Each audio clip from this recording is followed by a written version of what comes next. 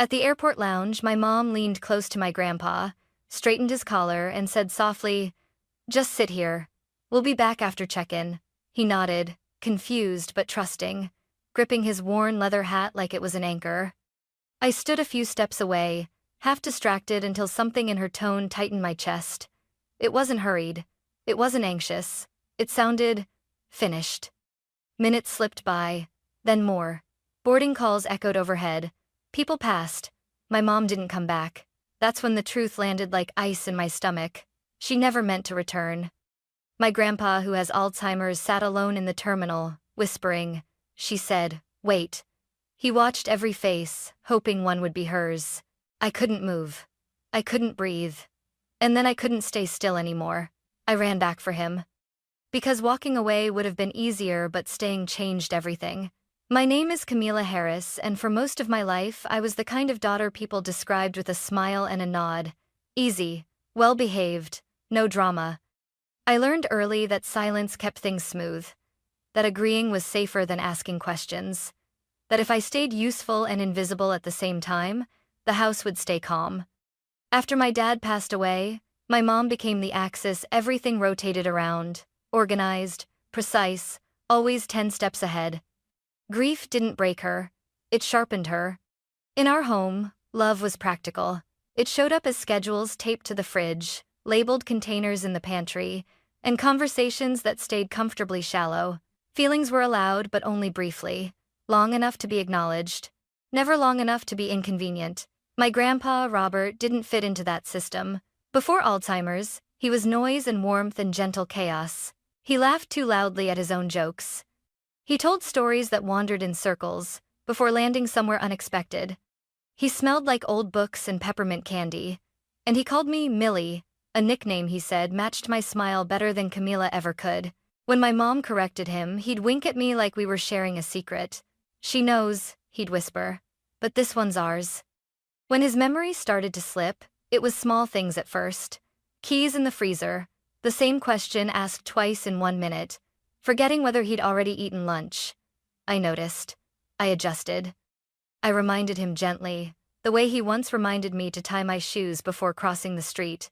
My mom noticed too, but she reacted differently. "He needs structure," she said one evening, tapping her pen against the table. "He needs supervision. What he doesn't need is confusion." By confusion, she meant emotion. Soon, everything about him was reorganized. His room was moved closer to the stairs. His medications were lined up in color-coded boxes. His independence shrank quietly, politely, until even his stories were interrupted. "We've heard that one already, Dad," my mom would say, smiling thinly. I was the one who stayed. I sat with him in the evenings when the house grew quiet. I listened as he told the same story 3 times, each version slightly different, each one precious. I reminded him where the bathroom was. I reassured him when he woke up from naps, unsure of where he was. Some days he forgot my name, but he always relaxed when I took his hand, like his body remembered what his mind couldn't. "You're kind," he told me once out of nowhere. "Just like your grandmother." Those moments felt fragile, like glass, and I guarded them fiercely.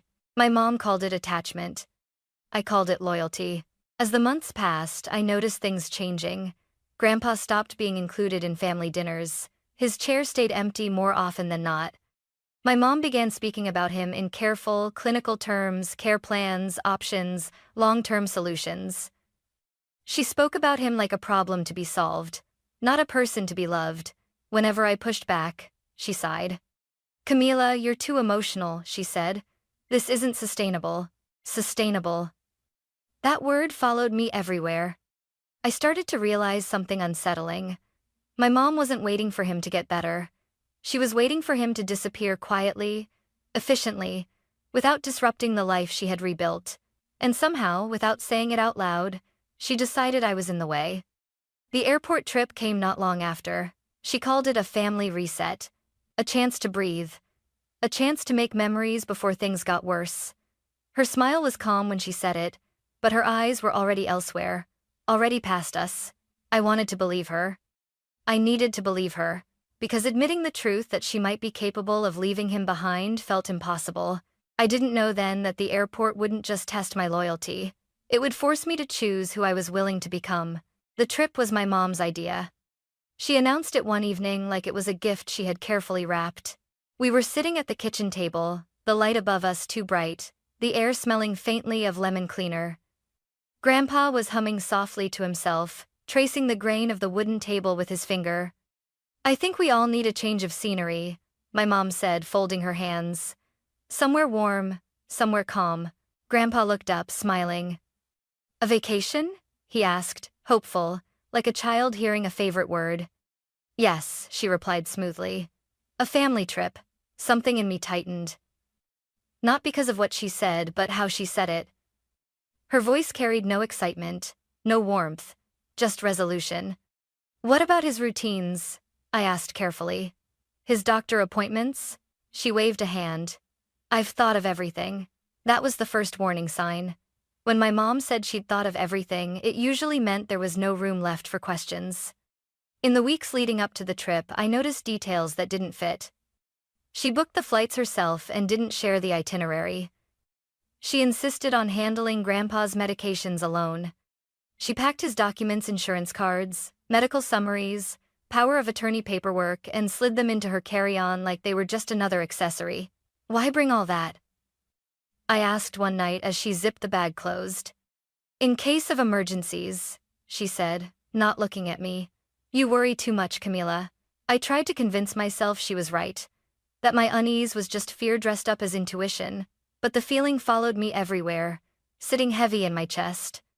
The morning of the trip, we left before sunrise. The house was quiet, almost reverent, like it knew something important was about to happen. Grandpa wore his old navy cardigan, the one with buttons he could never quite line up correctly. He held a small paper bag in his lap, inside it the peanut butter crackers he liked to snack on when he was nervous. "Are we flying?" he asked as we pulled into the driveway. "Yes," I said gently. "We're going somewhere warm." He nodded, satisfied. "That's good. Cold makes my bones ache." At the airport, everything felt louder than usual. Wheels clattered over tile, announcements echoed from unseen speakers. People moved quickly, purposefully, as if being still was dangerous. My mom walked ahead of us, her posture straight, her pace brisk. She didn't slow down when Grandpa hesitated or stopped to look around. She guided him with a firm hand at his elbow, steering him through the crowd. When we reached the airport lounge, she stopped suddenly. "Sit here," she told Grandpa, helping him into a chair near the window. She adjusted his cardigan, smoothed his hair. For a moment, she almost looked like the daughter she once was. Then she smiled and said it. "Just sit here. We'll be back after check-in." He nodded immediately, trusting, obedient. I stood there, frozen, watching her turn away. I expected her to glance back, to say something else, to give instructions, anything. She didn't. "We should go," she said to me, already walking. "I'll stay with him," I replied without thinking. "No," she said sharply, then softened her tone. "I need you with me. He'll be fine. It's just a few minutes." A few minutes. I followed her, my steps heavy. Every instinct in me screamed that this was wrong, but I'd spent my whole life learning how to silence that voice. I told myself she knew what she was doing. I told myself I was overreacting. At the check-in counter, she spoke quickly, confidently. "Passport out. Boarding passes printed." I noticed she didn't ask for Grandpa's. "Mom," I said quietly. "They didn't. It's handled." She cut in. "Handled." We moved through the process like water flowing downhill. Too smooth. Too easy.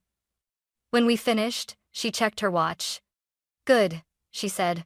"We're right on time." I looked back toward the lounge. From across the terminal, I could see Grandpa sitting exactly where she left him. His hands were folded in his lap. His gaze kept lifting toward the entrance, then dropping again. Each time someone walked by, his face brightened, then fell. "She said she'd be back," he murmured to himself. I couldn't hear the words, but I recognized the rhythm. Hope repeating itself.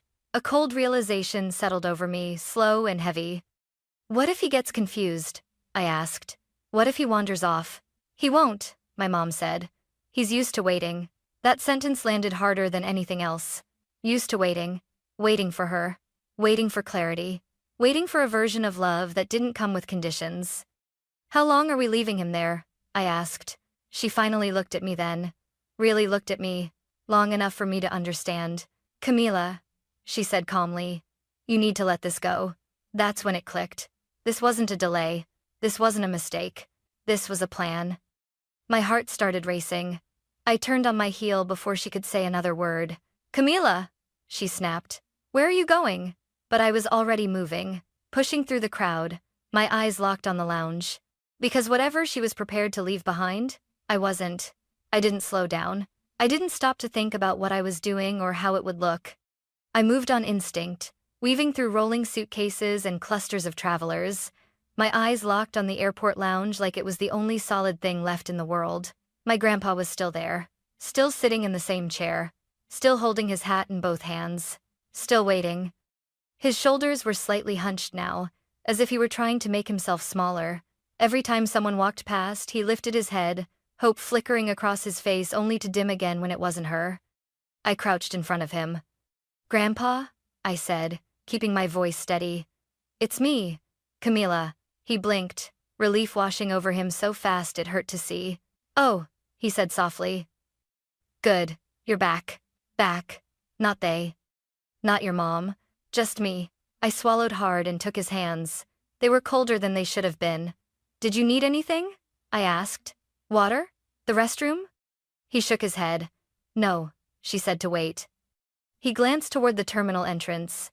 She'll be back after the thing. Check in. The thing. How long have you been sitting here? I asked. He frowned, confused. Not long, he said, then paused. Or maybe a little long. He looked at the ceiling, searching for the answer. Time's funny today.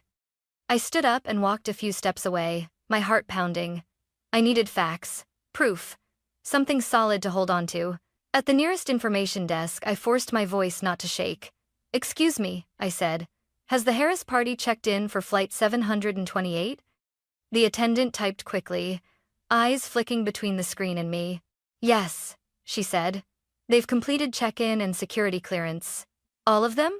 I asked. She hesitated, then leaned closer. Everyone listed on the reservation except one passenger. My chest tightened. Who? She glanced at the screen again. Robert Harris. My grandpa. I thanked her without hearing my own voice and stepped back, the world tilting around me. The noise of the airport blurred into a dull roar. My mom had checked in. She had gone through security. She was past the point of return. She wasn't delayed. She was gone. I turned back toward the lounge. My grandpa was still waiting. A man in a business suit sat down beside him and tried to make conversation. Grandpa smiled politely but didn't answer. A woman walking by gave him a curious glance, then kept going. To everyone else, he was just another elderly man resting before a flight. No one knew he had been left behind. I dropped back down in front of him. Grandpa, I said gently, we're going to leave now. He blinked. Leave? He looked toward the gates. But aren't we going on a trip? Yes, I said, choosing my words carefully. Just not that one. His brow furrowed. Did I do something wrong? The question shattered something inside me. No, I said quickly. No, you didn't do anything wrong. You did exactly what you were told. He nodded, as if that explanation made perfect sense. I waited, he said. Like she said. I helped him stand, wrapping his cardigan tighter around his shoulders. His hands trembled as he reached for his hat. That's when I heard my mom's voice. Camila. I turned slowly. She was standing near the escalators, her purse slung over her shoulder, her face tight with irritation rather than concern. She looked like someone who had just realized a plan wasn't going as smoothly as expected. What are you doing? She asked sharply. I'm taking him with me, I said. Her eyes flicked to my grandpa, then back to me. We talked about this. No, I replied. You talked. I listened. There's a difference. She stepped closer, lowering her voice. You're overreacting. This is exactly why I didn't want you involved. Involved in what? I asked. Leaving him alone? He needs professional care, she snapped. Not emotional attachment. My grandpa squeezed my arm, sensing the tension. Camila? He whispered. Is everything okay? I took a breath. It will be. My mom crossed her arms. You're making a scene. I laughed. A short, bitter sound. You left your father in an airport lounge. Don't talk to me about scenes. A few people nearby slowed down, pretending not to listen. My mom's jaw tightened. You don't understand, she said. He doesn't even remember most days. This is the safest option. The safest option would have been telling the truth, I said, not lying to him. Her eyes flashed. You think you're some kind of hero? I think I'm not walking away, I replied. She leaned in, her voice low and cold. If you do this, don't expect my help. Don't expect to come back. I looked at her, really looked at her, and realized something terrifying and freeing at the same time. She wasn't threatening me. She was warning me that she was done. I nodded once. Okay. Okay? She repeated. Yes, I said. Because I choose him. For a moment, we just stared at each other, the hum of the airport pressing in around us. Then I turned away. I guided my grandpa toward the exit, my heart racing, my hands steady. As we walked, he leaned closer to me. Camila, he said softly, thank you for coming back. I didn't answer. I couldn't. Because in that moment, I understood the full weight of what I had done. I hadn't just run back for him. I had crossed a line my mother never expected me to cross. And there was no going back now. We didn't make it far. We were only a few steps from the exit when a firm voice stopped us. Miss, excuse me. I turned to see a uniformed airport security officer approaching, his expression calm but alert. Behind him, another officer slowed, already assessing the situation. My heart jumped into my throat. My mom stepped forward immediately, relief flashing across her face. Thank goodness, she said sharply. There's been a misunderstanding. The officer looked between us. What seems to be the issue? I felt my grandpa's grip tighten on my arm. His breathing was shallow now, uneven. Before my mom could speak again, I did. My grandfather has Alzheimer's, I said, my voice steady despite the pounding in my chest. He was left alone in the terminal. The officer's eyes shifted to my grandpa. Sir, is that true? Grandpa looked up, confused. She said she'd be back, he murmured. I waited. Something in the officer's expression changed. My mom laughed nervously. This is being blown out of proportion. I stepped away briefly to check in. My daughter is emotional. The word hit me like a slap. She checked in and went through security, I said. Without him. The officer frowned. Ma'am, did you leave the terminal without your father? Yes, my mom replied quickly. Because he needs professional care. This was planned. Planned? The officer repeated. She straightened her shoulders. He can't travel safely. I arranged for alternative care. My stomach twisted. You didn't arrange anything, I said. You told him to wait and walked away. The officer raised a hand, stopping both of us. Let's slow down. He turned to my mom. Ma'am, leaving a cognitively impaired adult unattended in a public space can be considered neglect. Her face drained of color. That's ridiculous, she snapped. I'm his daughter. That doesn't exempt you, the officer replied calmly. A supervisor arrived moments later. Then another. The small circle around us tightened. The airport noise fading into the background. My mom's voice dropped. Camila, she hissed under her breath. You have no idea what you're doing. I met her gaze. I know exactly what I'm doing. The supervisor addressed me. Miss, are you willing to provide a statement? Yes, I said immediately. My mom's head snapped toward me. Camila, don't. But I was already nodding. We were guided to a quiet area near the office. Grandpa was given a chair, a bottle of water, a blanket. A staff member knelt in front of him and spoke gently, explaining where he was. He nodded, calmer now, holding my hand like a lifeline. As I spoke with the supervisor, the words spilled out months of small erasures, the locked rooms, the missing dinners, the careful way my mom had stopped seeing him as a person. She didn't forget him, I said. She decided he was inconvenient. The supervisor listened without interrupting. When it was my mom's turn, her voice shook. I was doing what was best.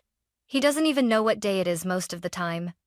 That doesn't justify abandonment, the supervisor said firmly. The word abandonment hung in the air. My mom pressed her lips together. You don't understand how hard this is. I couldn't stop myself. Neither do you, I said quietly, because you stopped trying. There was a long pause. Then the supervisor spoke again. We'll be filing a report with Adult Protective Services. My mom's breath caught. You can't do that. We can, he said. And we will. Her eyes snapped to me. You did this. I shook my head. You did.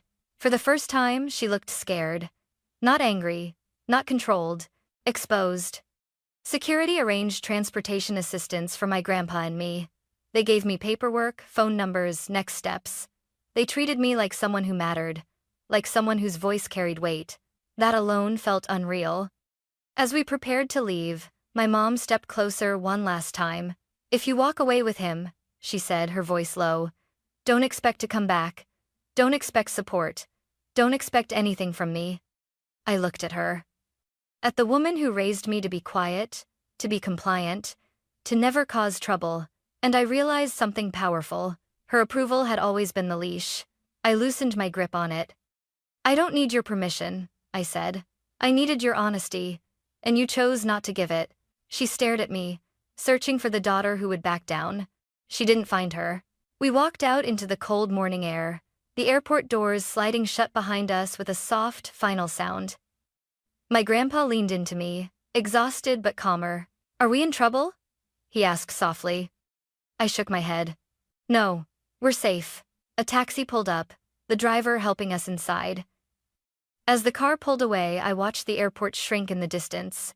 That building had been where my mother thought she could erase a problem quietly. Instead, it was where I learned something irreversible, that protecting someone you love might cost you everything you were taught to depend on, and that sometimes choosing to stay doesn't just change a moment, it changes who you are allowed to become. The drive away from the airport felt unreal, like the world had tilted and hadn't settled back yet. Buildings blurred past the window. The city faded. My hands were still shaking, even though I kept telling myself we were safe now. My grandpa leaned his head against the seat, eyes half closed. He looked smaller, somehow tired in a way sleep wouldn't fix. Are we going home? He asked quietly. I hesitated. We're going somewhere safe, I said. Somewhere quiet. He nodded, accepting the answer without needing more. That was one of the hardest parts, how easily he trusted. How easily that trust could be broken by the wrong person. I took out my phone and scrolled through contacts I hadn't called in years. Old names, old numbers, people my mom had slowly pushed to the edges of our lives. Then I stopped.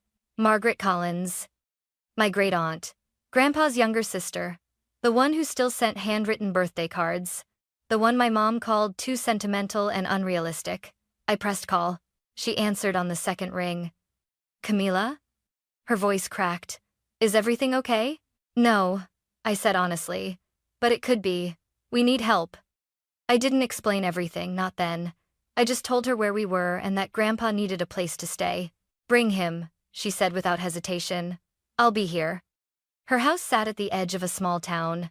The kind of place where the air felt different the moment you stepped out of the car. Quieter, slower. The porch light was already on when we pulled in, even though it was still early. Margaret rushed out before we could knock. Oh, Robert, she whispered, wrapping her arms around him. You look thin. Grandpa blinked, then smiled.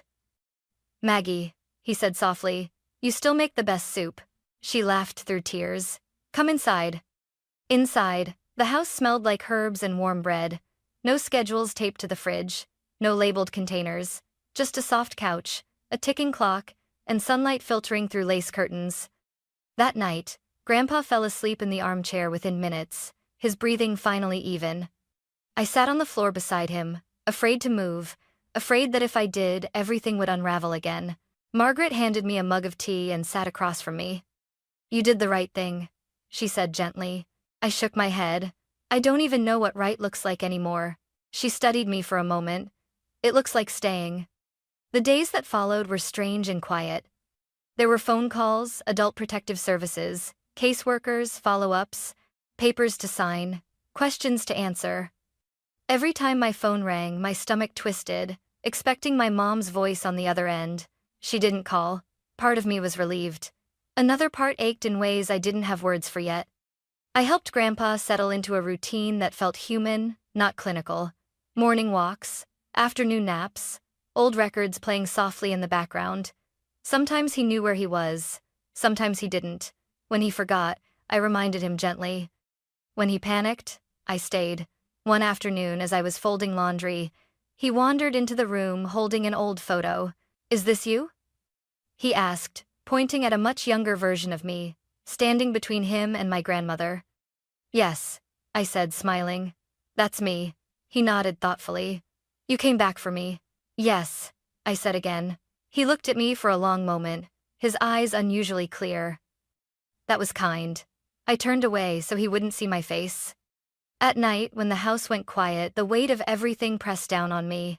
I replayed the airport over and over. The moment I chose him, the moment I lost her. What if I did the wrong thing? I asked Margaret one evening. She didn't answer right away. Then she said, "If you had done nothing, would you be able to live with that?" The answer came easily. No. I started researching care options, legal protections, support groups. I learned words I'd never needed before: guardianship, advocacy, oversight. I realized how many people fell through cracks simply because no one stayed long enough to notice. Caring for Grandpa wasn't easy. Some days he was frustrated, angry at his own confusion. Other days he was gentle and quiet, humming to himself while staring out the window. But for the first time, care didn't feel like control. It felt like presence. One evening, as the sun dipped low and the house filled with golden light, Grandpa reached for my hand. "You're a good girl," he said softly. "Your mother would be proud." I didn't correct him, because in that moment, I wasn't thinking about her. I was thinking about what came next, about who I was becoming, and about the truth I was only just beginning to understand. Saving someone else hadn't ruined my life. It had shown me exactly where it needed to begin again. The calls didn't stop. Some came early in the morning, others late at night, voices calm and professional on the other end of the line. Caseworkers, social services, legal coordinators, each one asked questions in careful tones, writing notes I would never see. "How long has your grandfather been diagnosed? Who was responsible for his daily care? Was there a history of neglect or abandonment?" The word abandonment still made my chest tighten every time I heard it. I answered honestly. I didn't soften the edges. I didn't protect my mom from the truth anymore. That was the hardest shift, realizing that telling the truth wasn't betrayal, it was protection. Margaret sat beside me during most of those calls, her presence steady. When I faltered, she filled in details I didn't know. When I doubted myself, she reminded me of what I'd seen with my own eyes. One afternoon, a legal advocate explained our options. "Temporary guardianship can be arranged," she said. "Given the circumstances, the court will likely prioritize stability and safety." "Does that mean he won't be sent back?" I asked quietly. "No," she replied. "Not without a thorough review." I exhaled, a breath I felt like I'd been holding since the airport. When the paperwork came, it felt heavy not just in my hands, but in my heart. Signing my name meant responsibility. It meant commitment. It meant acknowledging that my life had changed in a way that wouldn't be undone with apologies or explanations. Margaret looked at me. "You don't have to do this alone." "I know," I said. "But I want to be involved." She nodded, understanding. That's how it starts. My mom finally called a week later. Her name lit up my screen like a warning. I didn't answer at first. I let it ring, my pulse thudding in my ears. When it stopped, I stared at the phone, waiting. A minute later, it rang again. "Camila," she said when I picked up, her voice tight. "We need to talk." "About what?" I asked. "About us," she almost said. I could hear it, but she didn't. "They're contacting me," she said instead, asking questions. "This has gone too far." I closed my eyes. "It went too far when you left him." Silence. "You don't understand what it's like," she said finally. "Being responsible for someone who's fading." "I understand more than you think," I replied, because I stayed. Her breath caught. "He doesn't even know who you are most days." "That's not the point," I said. "The point is that he knows he's not alone." She scoffed softly. "You've always been dramatic." And there it was. The familiar dismissal. The old script. "I'm not doing this," I said calmly. "Not anymore." "You're throwing your life away," she snapped. "For someone who won't remember." I felt something settle inside me then, quiet, unshakable. I'm choosing my life, I said. Just not the one you planned. She hung up without saying goodbye. That night, I sat on the porch with a notebook, the air cool against my skin. I started writing not for anyone else, not even to make sense of things. Just to remember. What Grandpa said during the day, what made him laugh, the way he tapped his fingers when he was anxious. Because I realized something frightening. For the first time, forgetting wasn't just his fear, it was mine too. Days turned into weeks. Grandpa had good mornings and difficult afternoons. Sometimes he was clear, telling stories from his youth with surprising detail. Other times he was lost, calling me by names I didn't recognize. One morning, as I helped him button his shirt, he looked at me and said, "You're patient." I smiled. "I learned from you." He laughed softly. "I don't remember teaching you that." "You did," I said, "just not with words." Around that time, I started volunteering at a small community center nearby. They ran a memory care program twice a week. I wasn't sure why I walked in that first day, maybe curiosity, maybe something deeper pulling me forward. I sat with people who didn't know my name, didn't know where they were, but still reached out when I held their hand. I read aloud. I listened. I stayed. And something shifted. Caring stopped feeling like something I had fallen into. It felt like something I was stepping toward. One evening, Margaret watched me studying pamphlets about caregiving programs and legal advocacy. "You're thinking about this seriously," she said. "I am," I admitted. "I don't know what that means yet." She smiled gently. "Most people don't. They just know when they've found something that matters." That night, Grandpa was unusually quiet. He sat by the window, staring out at the darkening sky. "You're tired," I said, wrapping a blanket around his shoulders. He nodded. "I think so." After a moment, he looked at me, his eyes clearer than they'd been in days. "You didn't leave," he said. "No," I replied. "I didn't." He reached for my hand. His grip was weak but deliberate. "That's important." I squeezed back, my throat tight. In that moment, I understood something I hadn't fully grasped before. Staying had cost me my mother's approval. It had cost me the life I was expected to live, but it had given me something else in return. Purpose. And the quiet certainty that when the hardest moment came, I would be there. The morning Grandpa died was quiet in a way that felt intentional. No alarms, no rushing, just the soft hum of the heater and the faint light slipping through the curtains. I found him in his chair by the window, the one he liked because it caught the sun first. A blanket rested across his lap. The old jazz station played low on the radio, a trumpet lingering on a note that didn't quite want to end. At first, I thought he was asleep. "Grandpa?" I whispered. No answer. I knelt beside him and took his hand. It was still warm but lighter somehow, like he had already loosened his grip on the world. His face was calm, peaceful. The kind of peace you only see when someone has finished a long, difficult journey. I sat there for a long time, my forehead pressed to his hand, breathing in the familiar scent of soap and wool. I didn't cry at first. I just stayed, because staying had become second nature. When Margaret came in, she didn't speak right away. She wrapped an arm around my shoulders and stood with me in the quiet.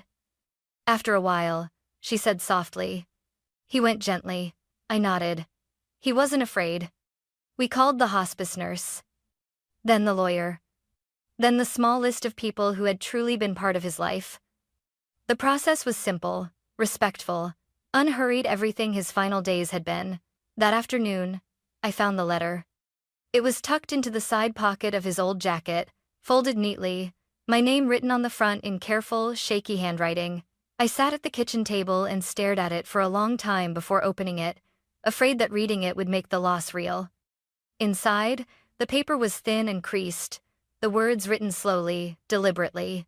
"Camila, if you're reading this, it means I forgot something important before I forgot everything else. I'm sorry for that." My vision blurred. I know I don't always know where I am. I know I ask the same questions. But I always knew how I felt when you were near. Safe. Seen. You stayed when it would have been easier not to. That matters. Whatever I leave behind belongs with you, not because you earned it, but because you loved me without asking for anything back. Thank you for coming back for me, Grandpa. I pressed the letter to my chest and let myself cry, then quietly, fully, without shame. The will was handled quickly and cleanly, with oversight. with witnesses, with care. Grandpa had revised it months earlier, while he was still lucid enough to make his wishes clear. The savings he had, the pension, everything designated to support his care and after that to support me. Not as a reward, as a trust.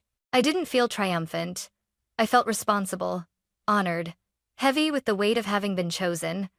A week after the funeral, I went back to Phoenix. Not because I wanted to. Because there were things that needed to be said.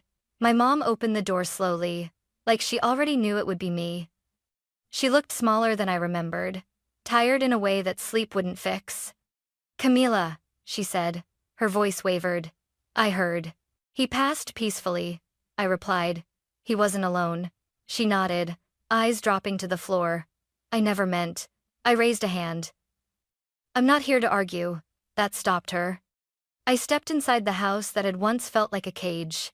Everything was exactly as it had been. Clean, ordered, hollow. My mom gestured toward the couch, but I stayed standing. "There's something you should know," I said, reaching into my bag. I handed her the envelope. The legal summary, the letter. Her hands shook as she read. "He left it to you," she whispered.